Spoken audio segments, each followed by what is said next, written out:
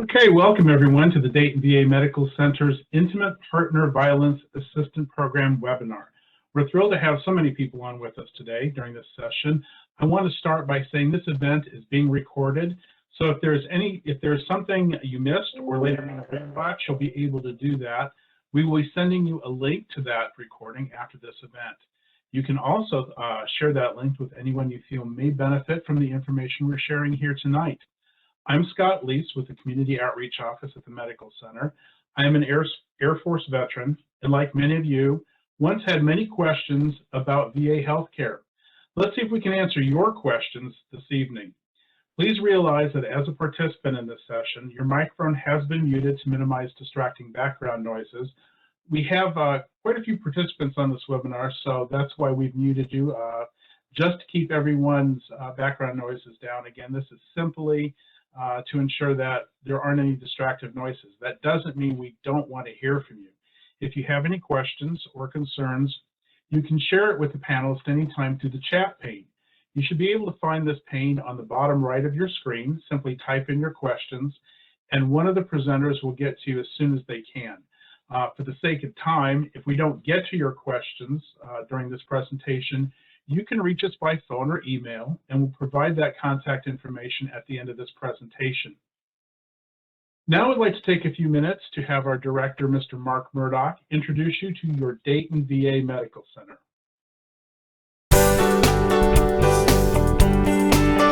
Hi, I'm Mark Murdoch, Air Force veteran and director of the Dayton VA Medical Center. I'd like to welcome you to the Dayton VA, one of the largest and most historic veteran medical centers in the nation. This campus began as a soldier's home in 1867, providing medical services and rehabilitation to Civil War soldiers. Though the campus has changed over the years, our purpose has not. Just as President Lincoln instructed all those years ago, our mission remains to care for him or her who shall have borne the battle. We do this by putting you, the veteran, at the very center of every decision we make. Whether it's the revitalization of our historic grotto and the healing gardens, the addition of a new MRI suite and simulation center, our community-based outpatient clinics, which were designed from the ground up with our veterans' needs in mind, our complimentary valet parking for our veterans, or the construction of a new Fisher House to give you and your loved ones the ability to rest and recover with all of the comforts of home. Your physical, mental, spiritual, and emotional needs are at the heart of every step that we take. Here at the Dayton VA, we carefully balance our historic significance as one of the first centers for veteran health with the medical needs of the veterans of today and tomorrow. We are proud of our more than 150 years of dedicated service to those who gave us the freedoms we enjoy today, and look forward to spending the next 150 years continuing on the path President Lincoln laid out before us. Thank you for coming to the Dayton VA Medical Center, where we are honored to provide the best possible care to our nation's heroes. You served us, now let us serve you.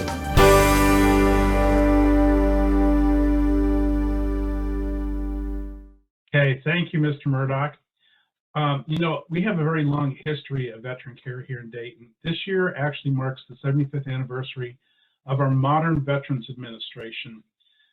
We're proud to be not only one of the oldest campuses in the VA, but we also boast one of the newest and most modern medical facilities offering top quality care. Not very many people know that the VA is recognized, according to a study done by RAND, as being one of the top medical care systems in the nation. And it's also top rated by the veterans who it serves, with a more than 98% satisfaction rating. This is a benefit that not everyone is able to receive. This is only available to veterans. Well, that's one of the reasons we're here tonight. For those who are not enrolled with the VA, we hope you take the opportunity now to do so. It's easy. One way is to visit the Dayton VA AMC, the Medical Center, and stop by the Enrollment and Eligibility Office. They will be glad to help walk you through the process. They're very helpful, very friendly there, but you may want to call first to schedule an appointment. That number is 937-268-6511, extension 5336. Again, 937-268-6511. extension 5336. They will tell you what documents you will need to bring with you to determine your eligibility. For the tech savvy, you may also enroll online at www.va.gov. Veterans may also reach the National Call Center to apply at 877-222-8387. And finally, veterans may mail an application directly to the Dayton VAMC. Now, we'll provide that information to you again later on, so if you didn't get it now, not to worry. We'll provide it later. You can also enroll in person at the surrounding community-based outpatient clinics, also known as CBOCs. We have CBOCs located in Lima, Middletown, Richmond, and Springfield. And here we have detailed contact information for them, their phone numbers. Again, you'll see those at the end of the presentation.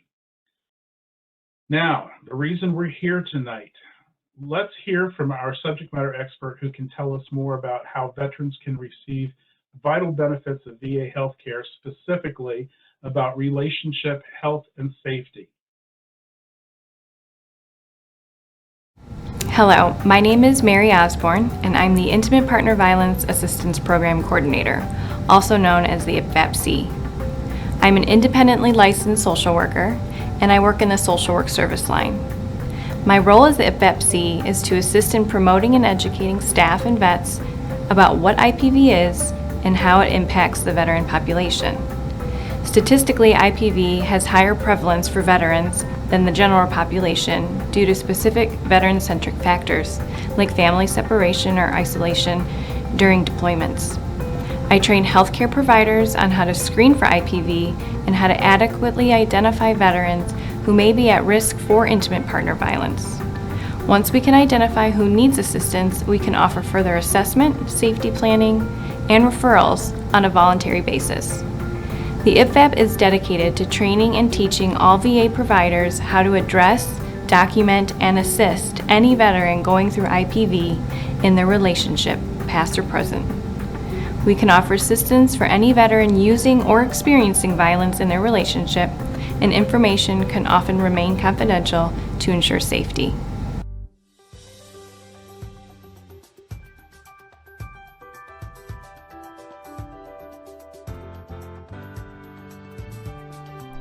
Intimate partner violence, also known as IPV, is a serious public health problem that affects millions of Americans.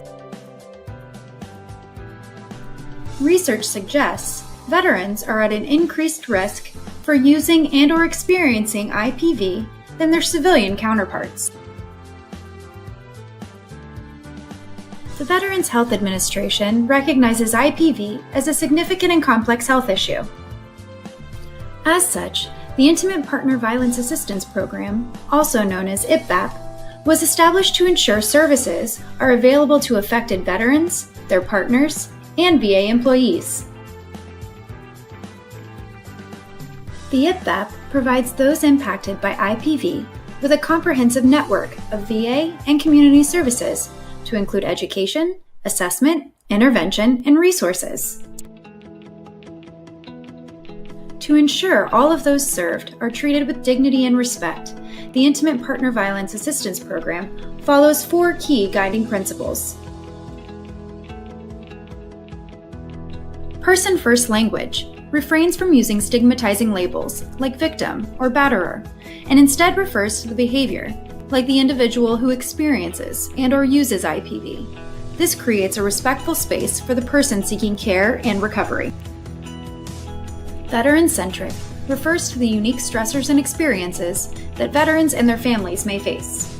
This includes difficulty in cultivating and maintaining healthy relationships, as well as addressing risk and protective factors specific to the veteran population, like housing, stability, and suicide risk. Operating from a recovery-oriented model, the IPVAP builds on the strengths and resilience of individuals and their families to help improve relationships and overall quality of life.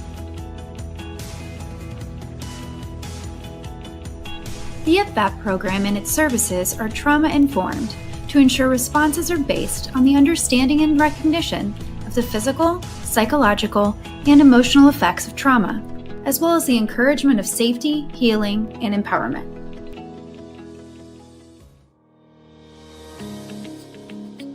To clearly reflect and promote these guiding principles and values, the IFVAP utilized a human-centered design approach to determine the best way to represent and emotionally connect with those who are impacted by IPV. For inspiration, the IFVAP sought feedback from over 200 veterans, staff members, program office leaders, and stakeholders to deeply understand the needs and challenges of those impacted by IPV. This feedback, collected through intentional conversation, visualization through sharing of various prototypes, and brainstorming, led to the idea of a new symbol, one based on a combination of traditional symbolism and newfound preferred characteristics. Traditionally, IPV campaigns primarily use purple and white along with the shape of a ribbon. These color choices were maintained and newly intertwined, with a rope design intentionally selected as a nod to military cords or challenge coin borders to represent those who identify as men and women working together to support those impacted by IPV. Further feedback led to a shift from the traditional ribbon to a new shape, a circle, which many feel reflects unity and inclusivity. In creating a new shape, the relationship health and safety symbol mirrors the innovative, trauma-informed, person-centered, and recovery-oriented approach that reshapes the conversation about relationship health and safety through partnership. To showcase the connections found in the IFVAP's comprehensive approach, as well as its essential elements of working together through partnership, the shape was later duplicated into interlocking circles. This visual gives nod to that of a Venn diagram, a tool commonly used to display connections between shared factors. When displayed, the symbol acts as a visual indicator to those in need that the people and the places showing the symbol will take a comprehensive approach to helping them on their path to relationship health and safety. The relationship health and safety symbol is now being used nationwide to showcase support of reshaping the conversation about relationship health and safety. We encourage you to partner with us in our mission to serve and support all who are impacted by intimate partner violence. We look forward to working with you. Thanks for watching.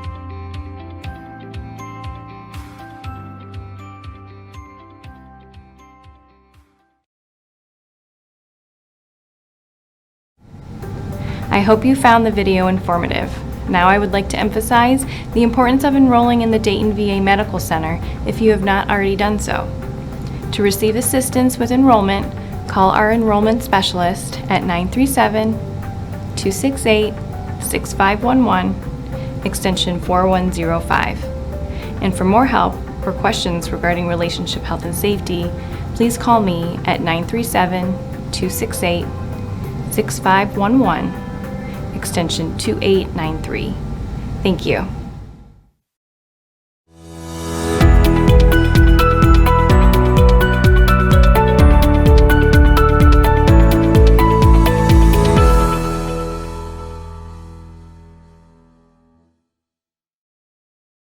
Okay, terrific. I hope that was a great presentation for everybody.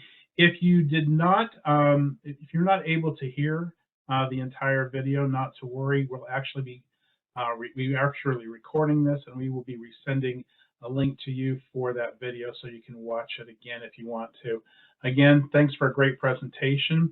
Now we're going to take some time to answer questions we received through the chat pane. We received a couple already. Please remember, if you have a question and you haven't put that in the chat pane, please feel free to do so now. Simply type your question into the chat pane. We'll get to it as soon as we can within the time remaining. If we don't get to your question, please know we still want to answer it. We'll give you a way to contact us at the end of this presentation. We have with us live this evening Mary Osborne, the Intimate Partner Violence Assistance Program Coordinator. She started working for the VA 6 years ago. She joined the IPVAP team a year and a half ago, and she has 11 years of clinical social work and mental health experience. Again, I am Scott Leese, your host. I'm with the Medical Centers Community Outreach Office, and I am an Air Force veteran and will help answer any questions you might have about the Dayton VA Medical Center in general. Now, let's see what questions you have and how we may answer them. First question I see is from Jackie. Jackie wants to know, what do you really need to know about intimate partner violence? And I'm going to go ahead and let Mary answer that question. And Mary, we need to take you off of mute. Hi, that's a really good question. Being a VEP coordinator, I feel like there's a ton you need to know about IPV. But as far as being a veteran and knowing what it is, understanding that our veteran population is more at risk because of some veteran-centric factors that we talked about in the video. I think it's also important to know that when we talk about IPV, we're not just talking about physical violence. We're talking about psychological violence, harassment, stalking, financial abuse, and the list kind of goes on from there. So I think that those are two of the most important things, and that knowing that this is something that a lot of Americans and veterans are going through on a regular basis. And you don't have to do it alone. There are a lot of services available to help people who are using and experiencing violence. Okay, great, Mary. Next up, we have Joseph. He wants to know, what does the Intimate Partner Violence Assistance Program do to help veterans? So when we talk about IPVAP and helping veterans, we help veterans in a number of ways. If we're working with a veteran who might be dealing with some intimate partner violence, experiencing violence, our providers here in Prime Care and other parts of the VA are trained on how to screen our veteran population for intimate partner violence. So when you're going to see a provider, they're going to have a comfort level with this kind of discussion and talk, because it can be a little difficult to have these kinds of conversations. So we want to ensure that veterans feel comfortable and that we're providing adequate care and the best at the highest scope we can. So veterans are screened annually for relationship health and safety. And if that screening is considered positive, there's always an offer of additional education and meeting with somebody like myself or somebody else who is trained in a more comprehensive way to complete further assessment. And then from there is if there's any kind of advocacy or interventions that we can help introduce or refer out for, we often can help kind of just navigate that whole process. A lot of times I think IPV is a main focus, but in the healthcare setting, it's not the main focus, or it wasn't. And so now we can start to bring that piece in, and so people can start to understand how important our relationships are and how much they affect our overall health. All right, that's very interesting. Thank you, Mary. Chuck wants to know, how do I get a referral to talk to you? So you can reach out through your social worker and your PAC team. You can reach out through any provider in your PAC team or simply call me. So whatever you're most comfortable with, there is no right or wrong way to get a hold of me. And I did forget to mention, actually, as far as other services we assist veterans for, we have a program called Strength at Home, which is an evidence-based support group. And it's a group therapy model, and that is specifically for veterans who are using or have used violence in their intimate relationship previously. It's a really cool program. You get to learn more about like how to have assertive communication versus aggressive communication. It's really good for everybody, but we have a lot of success there too. So sorry, forgot to mention that. Good to know. Jack would like to know, what do you offer veterans who are using violence in their relationship that want to help? Yeah, there we go. It's Strength at Home. the program I was just telling you guys about. So Strength at Home, I'll give you a little more detail. It's in cohorts, which means it's in closed groups. So if you have an interest in this kind of support group setting, you could ask any one of your mental health providers or your medical providers for a referral for Strength at Home. Then they would put a consult in. I would get that consult and follow up to complete an intake to ensure that you're appropriate for the program. And then you would be put on a list for the next time we're having a group.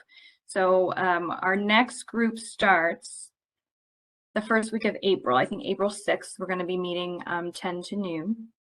And we've got about 5 or 6 vets now, so we have a couple spots open. We like to keep the group small and more of like an intimate setting. It's a very vulnerable population. We're working with vets who've been dealing with a lot of different trauma throughout their lifetime, and they might not be super comfortable sharing that kind of information. So we do ensure confidentiality, and we ensure it's a safe place for vets to kind of work out whatever it is that conflict with them. Okay, now again, if anyone has a question and they have not done so yet, feel free to type it into the chat pane. We'll be glad to answer any questions you might have. Debbie would like to know, can you tell me about LGBTQ services that are offered through IPVAP? Yeah, a lot of letters there. There are a lot of letters there. So we offer the same services for every population. However, the LGBTQ plus population is at a higher risk as well for IPV. And so because of that, we really try to hone in on that group so we can ensure that they are aware of the services that are available. It's unfortunate, but it is a population that is at higher risk for a lot of these kinds of things. So education and raising awareness is a big part of what I do to ensure that all of our population and all the different groups have an understanding of how they may be impacted by it and not even realize it. So we do try and offer as many services to as many people as we possibly can. Okay, Mary's up next. She wants to know, are there still COVID restrictions there at the medical center?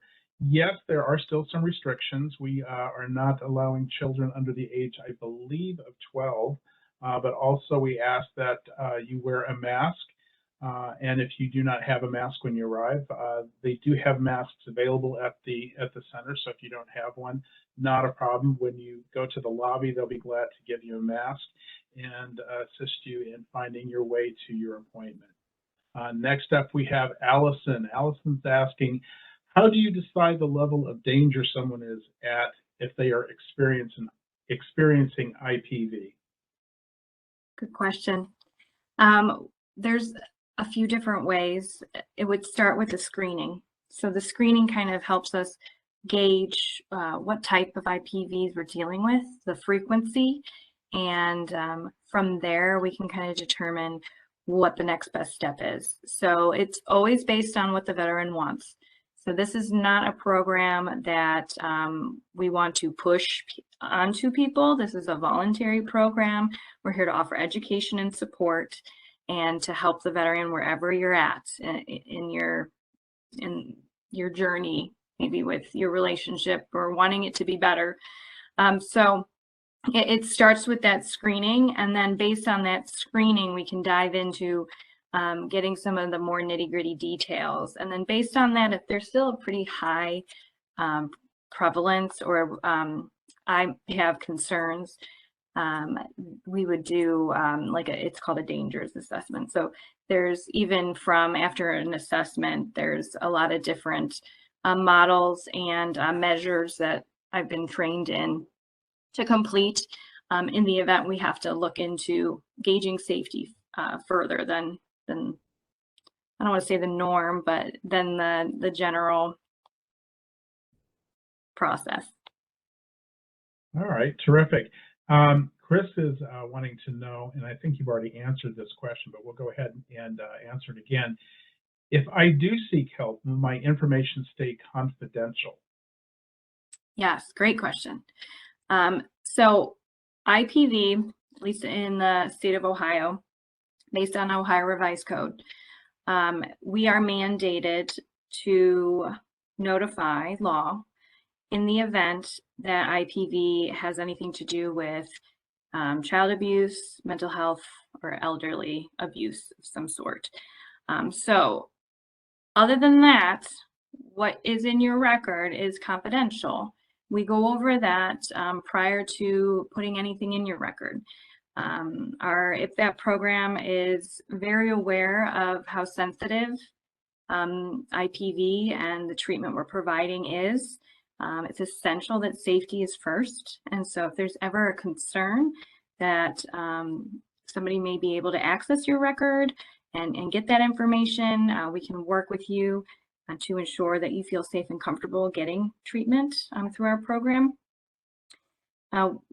Everything is, so sometimes we end up working with veteran couples because we have one who's experiencing violence who may have tripped a screen, and then I meet with them and we kind of go over some of the things that they might be able to do or services in the community that might be available to them as far as an experiencer.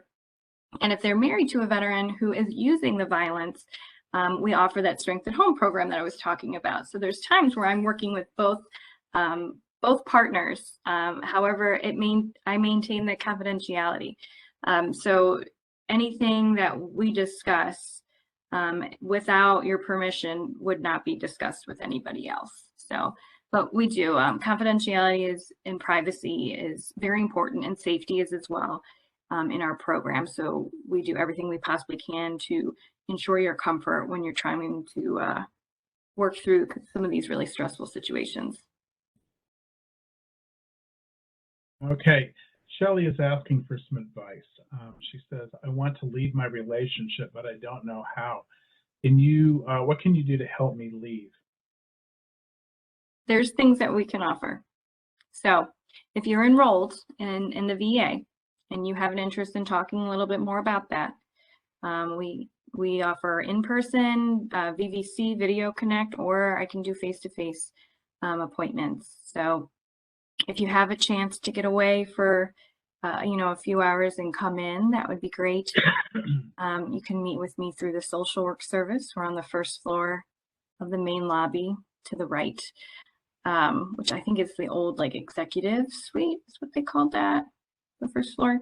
But yeah, there's a lot that we can offer to assist, and we can provide you education so you know how to do it safely. Okay. Yeah, a lot we can do, but it starts with asking your provider to meet with the IPVAP coordinator. If somebody is feeling in danger, Mary, who can they turn to? What would be their first step if they feel that they are in jeopardy in some way? So let's say it's it's a crisis moment, and you're running out of the house and you have nowhere to go. You have your phone, but you have no keys, nothing else. Let's say it's an IPV kind of situation. You're the experiencer. You always want to call 911 first. Are there children involved? Are your children safe? Again, 911 is the first call. The second call depends on your county, but each county has services for DV, 24-hour, 24/7 hotlines and emergency services. Some are DV shelters. Some offer hotel. It's a temporary housing arrangement that night. Okay, so the first thing you do is 911. You call 911. The second thing you would do is look up which agency in your county offers domestic violence services. If it's Montgomery County, it's Artemis Center. They're a phenomenal program. They offer a lot of different services. But it does depend on your county. But the state gets funding for IPV and domestic violence services.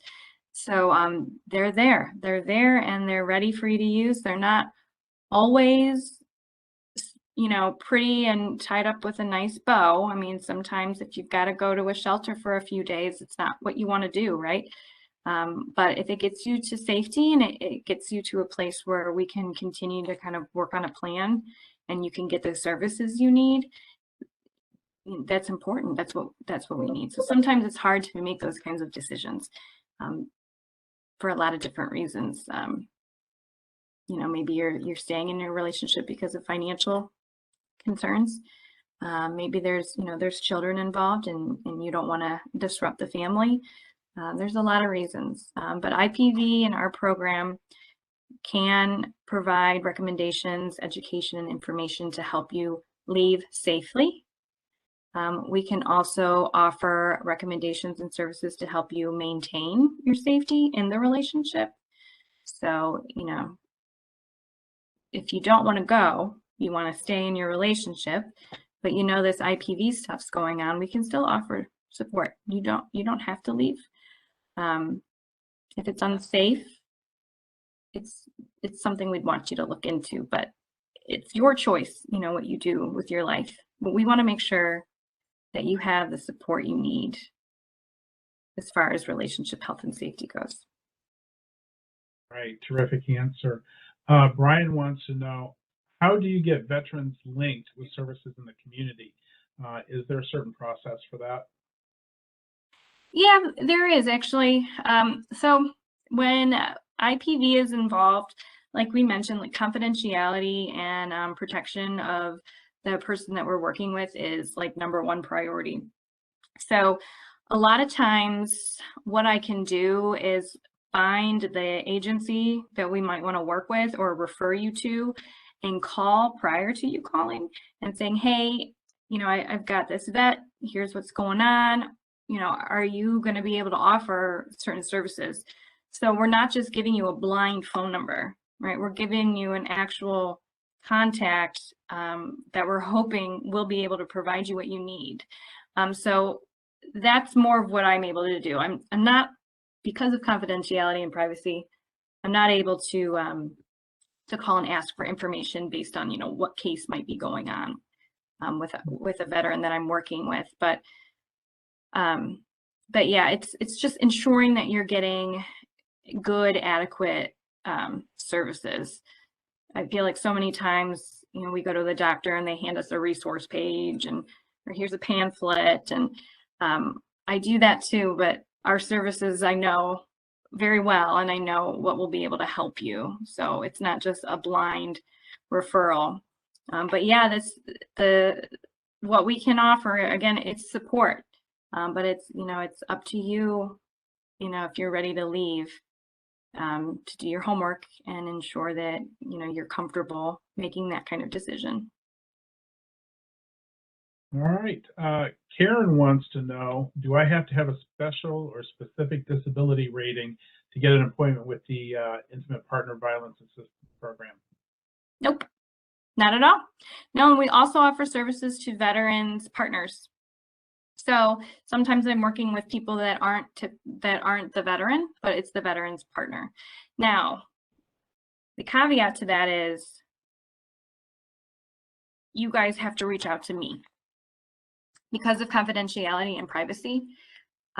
If it's a veteran's partner that we're working with, we want to ensure confidentiality and privacy for the veteran as well as their partner. So if there's ever a concern for a non-veteran partner, I can offer the same services. You don't have to be service connected. So, and we do, I work with some vets in the caregiver program because that's expanding. We're seeing a little more IPV in the elderly population in our caregiver support program. So it's, yeah. Okay, so I guess I was going to ask a question, a follow-on question to this, but Judy is actually asking a question that kind of leads to this. Judy wants some advice on what's the best way to know if I qualify for this care. You kind of said that you don't have to be the enrolled veteran. Do you even have to be enrolled with the Dayton VA? So in order to get services through our program for Strength at Home, which is the program we offer for veterans who are using violence. You have to be enrolled in VA healthcare for that, and you have to be a veteran. For services for veterans who are experiencing violence, you have to be a veteran or a partner of a veteran, an intimate partner of a veteran. If you're an intimate partner of a veteran and you have questions concerning IPV in any way, you can reach me by a phone call, which is the 937-268-6511, and my extension is 2893. So you can call me. That's probably the easiest for a non-veteran intimate partner that's experiencing IPV or wants to talk a little bit more about relationship health and safety. If you're a veteran, you can ask your provider. Again, you can call. You can ask your provider for a consult for relationship health and safety. However, we also do annual screening. So my hope isn't within the next 3 years or so, every veteran is being screened annually for IPV. So if you are dealing with IPV, the hope is we're going to catch you through that screening, and that we can offer you the services so you don't have to always go out of your way. Because if you are in that kind of situation, it could be hard to get that privacy or to be alone, or to get a way to have that kind of a conversation, depending on what you're going through. So it's just nice for us to be able to just provide that service, so then you don't have to go out of your way as much to try and ask for help. Terrific. So that answered one half of the question. The other half is really, how do you qualify, or what's the best way to know if you qualify? And of course, that would be to reach out to our enrollment office and start that process of becoming enrolled. That was really the last of our questions, Mary.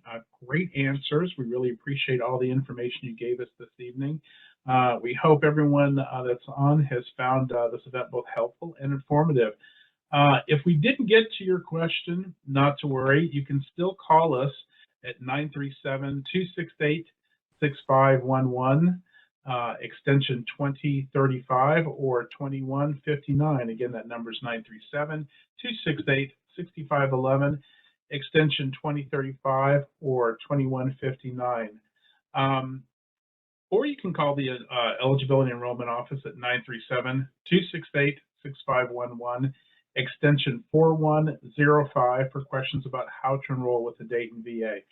Those folks are very helpful. They'll be glad to help you in any way they possibly can to get you enrolled.